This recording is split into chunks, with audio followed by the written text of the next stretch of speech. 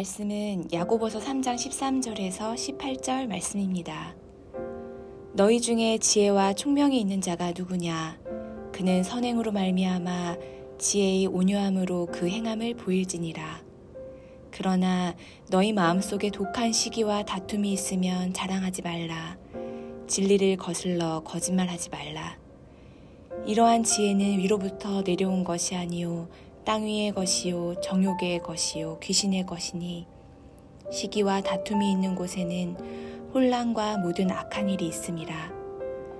오직 위로부터 난 지혜는 첫째 성결하고 다음에 화평하고 관용하고 양순하며 긍휼과 선한 열매가 가득하고 편견과 거짓이 없나니 화평하게 하는 자들은 화평으로 심어 의의 열매를 거두느니라.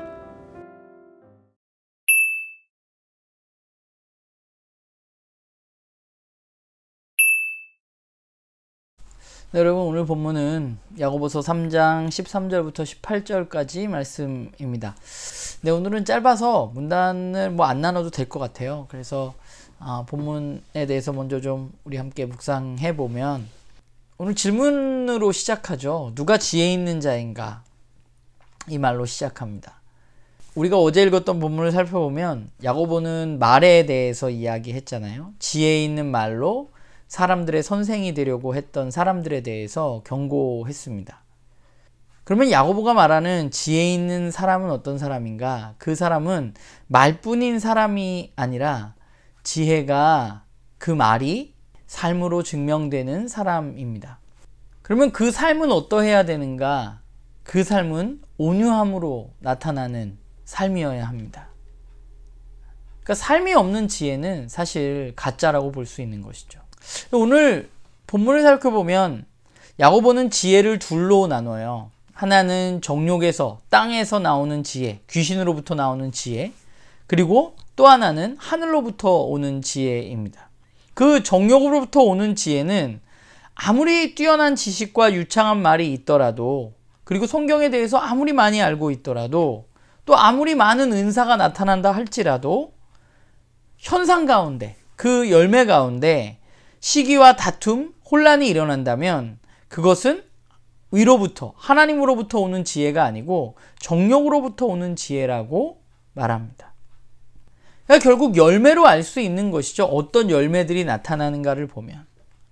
그러면 위로부터 오는 지혜는 어떤 열매들이 나타나는가? 오늘 본문을 살펴보면 위로부터 오는 지혜는 성결하고 화평하고 관용과 양순과 긍휼과 선한 일, 그리고 의의 열매들이 나타납니다. 사실 위로부터 오는 지혜의 열매들을 살펴보면 바울이 말하는 성령의 열매들과 너무 흡사한 것을 우리가 볼 수 있어요. 그러니까 하나님으로부터 나타나는 지혜, 또 성령이 주신 것들, 이 모든 것들, 하나님으로부터 오는 것의 열매는 결국 비슷한 것이죠. 성경이 말하는 바가 그것입니다. 그러니까 하나님으로부터 오는 게 의로울 수밖에 없고 선할 수밖에 없어요. 선하지 않고 분열이 일어나고 시기가 일어나고 혼란이 일어난다면 그건 하나님으로부터 왔다고 이야기할 수 없습니다. 아무리 뛰어난 지혜라도, 아무리 성경을 잘 풀어도, 아무리 병고침이 일어나도 그건 하나님으로부터 왔다고 말할 수 없습니다. 오늘 말씀을 보면서 생각해 보니까 우리가 사는 시대는 지혜라기보다는 능력 위주의 세상입니다. 능력만 있으면 모든 것이 용서되는 세상에 우리는 살고 있습니다. 그래서 사람들이 지혜를 구하기보다는 능력을 구하죠. 그러면 능력은 어떻게 증명되나요? 능력이 있다는 것은 마찬가지로 나타나는 결과로 능력이 증명됩니다. 교회에서의 목사를 예를 들어보면 사람들은 어떤 목사를 원하는가? 사람들은 지혜로운 목사를 원하기보다는 능력 있는 목사를 원합니다. 그러면 능력 있는 목사는 어떻게 알 수 있나요? 그 나타난 결과물로 알 수 있죠. 우리가 소위 말하는 교회를 부흥시켰는가? 교회가 사람 수가 늘어났는가? 아니면 또는 성령의 은사가 나타나서 병을 고치는가? 또는 설교를 정말 잘하는가? 그런 분들을 보면서 우리는 능력 있는 목사라고 말합니다. 그러면 그런 능력이 다인가 하는 것이죠. 성경은 그렇게 말하지 않아요. 성경은 능력보다 지혜를 추구하라고 말하고 그 지혜는 하늘로부터 오는 것이라고 말합니다. 우리가 추구하는 능력을 사실 오늘 본문을 살펴보면 위로부터 오는 지혜가 아니라 땅의 것, 즉 정력으로부터 오는 지혜가 우리가 소위 말하는 능력이라는 것으로 말할 수 있는 것이죠. 능력이 있는 것 같은데 혼란이 생기고 능력이 있는 것 같은데 시기와 다툼이 생긴다면 그것은 하나님 원하시는 것이 아닙니다. 근데 능력이 있으면 어떤 문제가 나타나냐 하면 혼란이 있는데 혼란인 줄 몰라요. 시기와 다툼이 있는데 그게 문제라고 생각을 안 합니다. 왜냐하면 능력이 눈을 가리기 때문에 나타나는 결과가 우리에게 더 소중하다고 생각하기 때문입니다. 그런데 그것은 하늘로부터 왔다고 보기 어렵습니다. 그리스도인은 결국 지혜로운 삶을 사는 사람들이고 그렇기 때문에 지혜를 추구해야만 합니다. 우리가 추구해야 할 지혜는 땅의 지혜가 아니라 하나님으로부터 온, 하늘로부터 온 지혜입니다. 오늘 본문에 나타난 온유함, 유순함, 긍휼 이런 것들은 당시 헬라 문화권에서는 사실 덕이 아니었어요. 그게 좋은 게 아니에요. 온유한 것, 유순한 것, 긍휼을 베푸는 것 이런 것들이 잘하는 삶이 아니었습니다. 오히려 자신의 못남을 증명하는 것이었어요. 오늘날도 그렇잖아요. 우리가 그런 얘기 많이 듣잖아요. 착한 게 뭐 자랑이냐고. 그 시대나 지금이나 자신을 잘 드러내는 것, 자신의 능력을 더 극대화하는 것, 그런 것들이 훌륭한 삶이라고 여겨지죠. 그런데 하나님 나라는 세상이 능력 없다고 하는 것들이 나타나는 곳이 바로 하나님 나라입니다.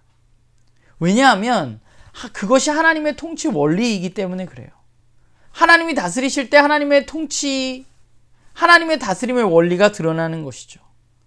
많은 사람들은 세상의 통치 원리가 하나님의 통치 원리와 같다고 생각합니다. 그런데 성경은 그렇게 말하지 않습니다. 세상의 통치 원리, 능력 위주의 세상은 하나님의 성품과는 완전히 다른 것입니다.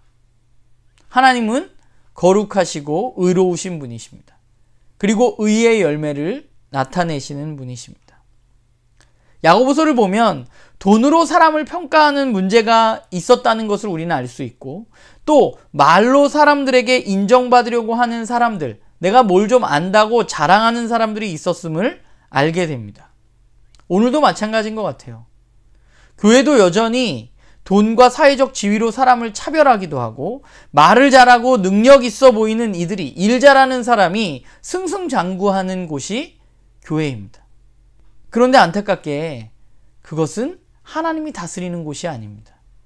우리 안에 나타나야 할 것은 의의 열매이고 온유함과 양순과 긍휼과 선함들이 나타나야만 하는 것이죠. 말로 번지르르 한 사람, 능력이 있는 사람이 중요한 것이 아니라 하나님 말씀 앞에 그분의 지혜를 구하는 사람들이 바로 우리여야만 하는 것입니다. 오늘 야고보가 이렇게 말하죠. 자랑하는 것을 멈추고 진리를 거스러 거짓말하지 말라고 말합니다. 우리에게는 진짜 지혜가 필요한 것 같아요. 저도 그렇고 나눔교회 식구들도 그렇고 우리가 능력 있는 사람이기보다는 하늘로부터 온 지혜 있는 사람이 되었으면 좋겠습니다.